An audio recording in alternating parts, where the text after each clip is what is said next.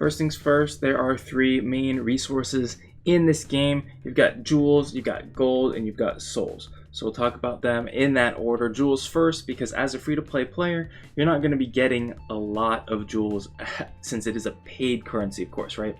So you want to be saving them and using them exclusively for the season pass. Now, if you get the season pass and you play a lot, it will recoup its cost in jewels plus a little bit extra. But just make sure that you're always got enough jewels to keep buying the season pass. It's going to be super valuable.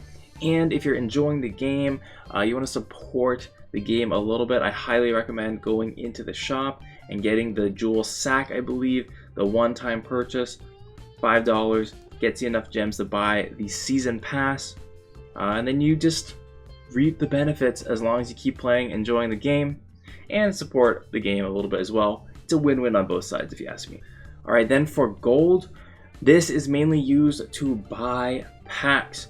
Got to get new cards, you got to buy packs. Not entirely, but it's mainly used for packs. It's going to be your primary way to get packs, and there are two primary ways of getting it. That is the login rewards and the daily quests. So it's pretty simple here. You log in every day, get you a little bit of gold, feel happy about that, and then if you're feeling up for it, do your daily quests. Sometimes I like leave them for a bit and then I hammer them out because you can store up to 3.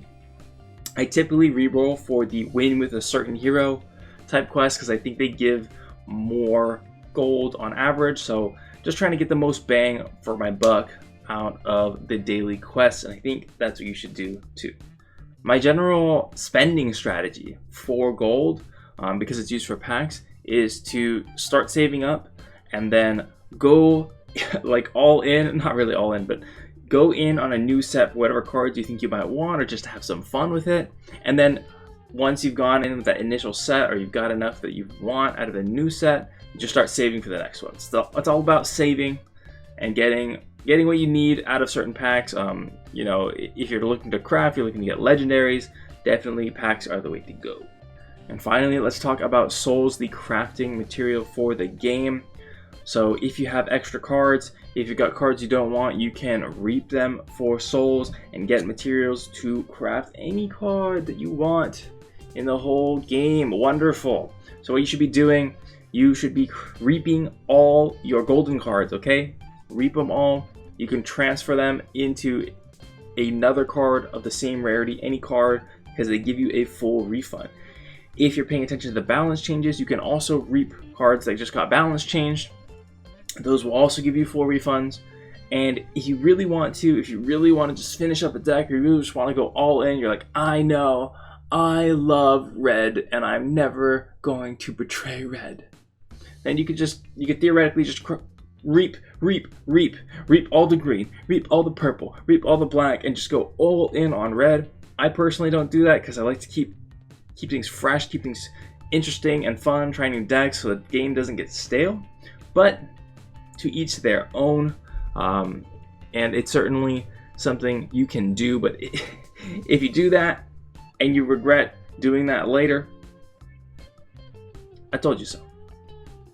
But in general, same with gold. The name of the game is saving, because if you start saving for a new set, you throw in your gold, get a bunch of packs, figure out what you want to finish up your decks with the crafts after you've pulled. And to kind of speaking on crafting, if you've got pack tickets laying around that you can use that potentially might pull the card you're about to craft, please pull your packs before you craft it. Because there's been many times where I crafted, I was like, ooh, I want to try this epic in my deck. And I went, craft. I got 3. And then I was like, ooh, I wonder if I have any pack tickets. And then I checked my pack tickets, and I had pack tickets, and I was like, ooh, let's do that. And then I pulled the legendary I just crafted, or the epic I just crafted, and I was like, feels bad. So yeah, in general, with the resources, save up for a new set, go hard on the new set, figure out what you want to get out of it, finish up your decks, and then start saving for the next one. That's how I handle my resources on my free-to-play account. The next thing I wanted to talk about is quest grinding, because for me, I don't really like being told what to play or told how to play. So quest grinding can be very frustrating, especially if you don't have a solid deck in the color or the hero that they want you to do, or you have to play like 30 green actions, and it's just like, no, I don't want to play 30 green actions because I don't have a good green deck, and it's just going to be frustrating.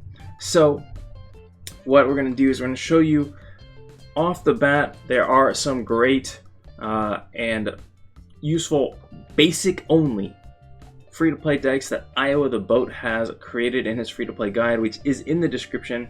You can also see the decks there on the screen. They are not going to be super powerhouses, but they're going to be, you know, just something you can throw together without any crafts, without any pack openings, and you can try to upgrade them from there and get them working a little better so you can complete quests with a little less frustration. Because I know I remember just being like, I don't want a purple deck, but I have to make a purple deck, and then I just delete it, and then I get another purple quest. So just keep a few decks of each color laying around. Speaking of keeping a few decks in each color laying around, I think as far as quest goes, there's two main strategies. You can either have one deck of each color, you know, 4 decks that kind of support things. You can have a couple dual color decks. You might have a red-purple deck that you feel pretty good about, and then a black-green deck you feel pretty good about. And then you can just swap those two depending on the quest.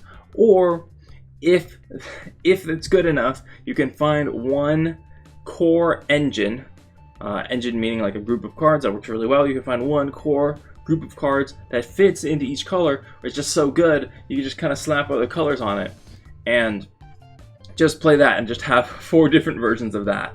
And I think that's personally the best strategy, because you're investing less into something that's giving you the most bang for your buck. Because you've got a solid deck, it's going to work in every color, maybe not the most effectively, but good enough to get your quests done, and you know, without too much frustration in there. So that is also the strategy that I personally employ on my free-to-play account. So that's what I would suggest for you all, but teach their own. If that doesn't float your boat, and you like to have a bunch of different decks, try things out, definitely go for that.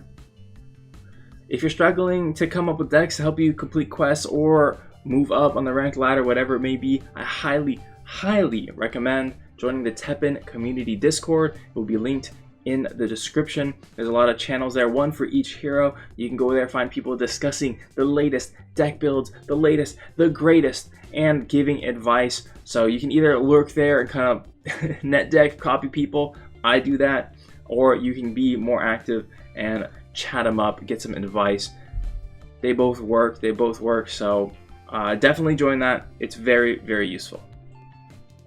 And finally, to finish the video off, let's talk about my approach to starting a new account, what I think you should do, my recommendations. And first things first, you're going to open up the game, you're going to see the trailer, you're going to see the tutorial. You can do it, you can skip it if you already know how to play, or you feel like you can just figure it out by playing. But what I'm going to have you do is I'm going to have you go back into the single player, go into the story mode, and complete all the story modes, okay?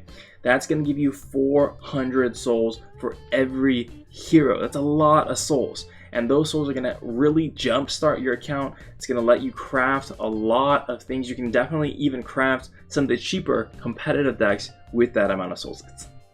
That's the first thing you should be doing. You want to get all your souls. On top of that, if you're new to the game, it's going to give you a very, very good understanding of what each color is trying to do and the way they feel, and maybe give you a guide on, you know, what color you want to play, because you're definitely going to want to be focusing on one color, most likely, as a free-to-play player. It's going to be hard to keep up with more than one. The next thing I would do after the story modes is I would start leveling up your heroes, because they give some fantastic level up rewards. And when you're choosing your hero for your deck, you can go ahead and you can see what rewards are there for each hero. But there's some gems definitely hidden in there, and leveling them up is a thing to do. If you don't want to just grind it out with all of them, you know, potentially using the decks I showed earlier in Iowa's free-to-play newbie guide, link in the description again, then I understand that it can be pretty grindy. You could just also just get these from just playing, but there are some very, very good ones that I highly recommend you pursue, and those ones are Dante, level 12 Demonic Intimidation. That's going to be your third copy. This card is fantastic. You can get away with 2 in a lot of decks, but I think just having the third one in case is just, it's freaking good card, okay? Then you've got Jill. She's got 2 very good ones. She's got the level 4 Claire Redfield drop.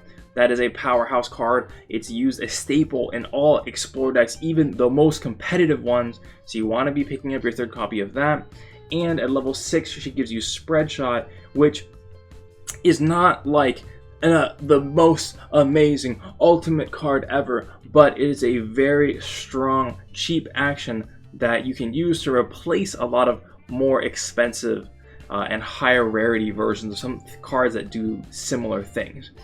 And the last hero upgrade I would recommend is Feline, level 8, which gives you your second and third copy of the Feline basic card, which is just fantastic. 1/5 MP boost 20, and it can potentially get a shield. It's just very solid, and it's seeing a lot of plays. Once you got these things done, just enjoy the game. Even if you skip 2, just enjoy the game. That's my #1 advice. And if you're looking to level up a little bit more, I do have to again recommend joining the Teppen community Discord, link in the description, because you're gonna see a lot of what decks are being used to great success, see what people are playing, and you can start working towards one of those decks that has great success without kind of having to guess and trying to figure out on your own. I think as free-to-play players especially, you need to take advantage of the knowledge resources that are available to boost you and make the most efficient decisions. And with that said, I think you're probably going to have to focus on your legendaries that you pull randomly, because those cards are very hard to craft. They're very expensive. Even if you do end up getting the season pass, like I recommended in the beginning, where you get a 50% off craft once per season pass, even if you do that, it is a little bit hard to just get all the legendaries you want. So you're probably going to be shoehorned into a color based on your legendaries, unless you're trying to go for a deck that doesn't use legendaries, because those do exist. Alright, with all that said, we are wrapping up the guide. I hope you enjoyed it. I hope it was useful for you. Again, I'm going to recommend you get that $5 jewel pack for the season pass. If you haven't, support the game, get infinite value while you just enjoy the game. It's a win-win, especially if you're enjoying the game. So until next time, I hope you keep on learning, having some fun with me here on the Durian channel, and I'll see you in another video.